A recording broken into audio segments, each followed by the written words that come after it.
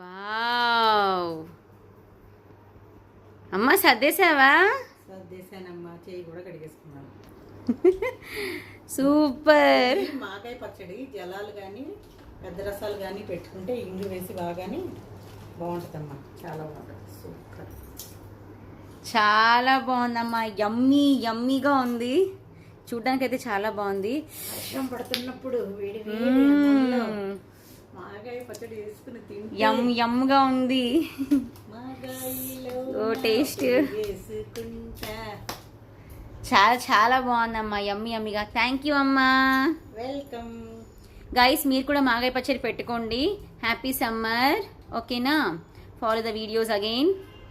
Thank you, bye guys. అమ్మ.